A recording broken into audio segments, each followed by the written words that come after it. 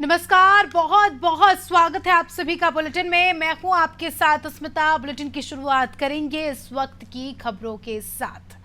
तो खबर आपको बता रहे हैं इस वक्त की, आपको बता दें कि लखनऊ में कांग्रेस के प्रदेश अध्यक्ष अजय राय आज गोमती नगर में एसिड अटैक पीड़ितों से मिलने शिरोज कैफे पहुंचे। इस दौरान उनके साथ सीतापुर सांसद राकेश राठौर और अन्य कई कांग्रेसी कार्यकर्ता मौजूद रहे। अजय राय ने बताया कि इस तरह की घटनाएं काफी दुखद है। हमसे पैसे केस से पीड़ित लोगों से मिलकर उन्हें मजबूत करने की कोशिश करते हैं। आपको बता दें कि बीते दिनों राजधानी में एसिड अटैक की घटना सामने आई थी, जिसके बाद सीएम योगी ने खुद पीड़िता से बात की। वहीं दूसरी तरफ पुलिस ने भी आरोपी को गिरफ्तार कर लिया है।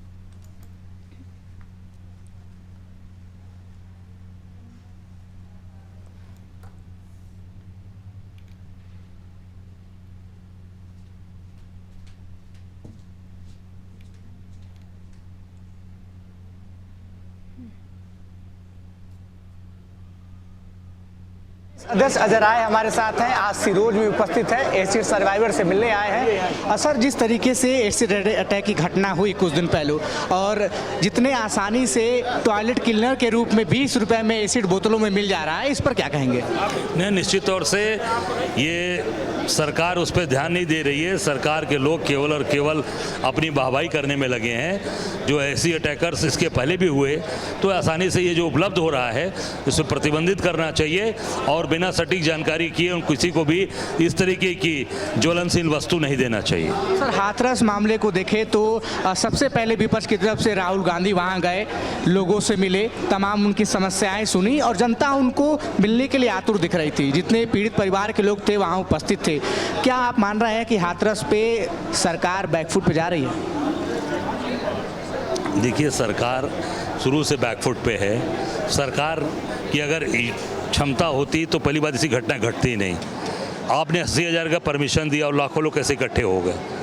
तो मैं समझता हूँ कि सरकार पूरी तरीके से असंवेदनशील है। सरकार पूरी तरीके से लोगों को केवल और केवल बड़ी बड़ी बात बोल रही है। सरकार ध्यान नहीं दे रही और इस तरह की चीज़ें अगर ध्यान देती सरकार तो आज ये बच्चे के ऊपर जो एसिड आसानी से मिल रहा है दुकान, ये नहीं होता।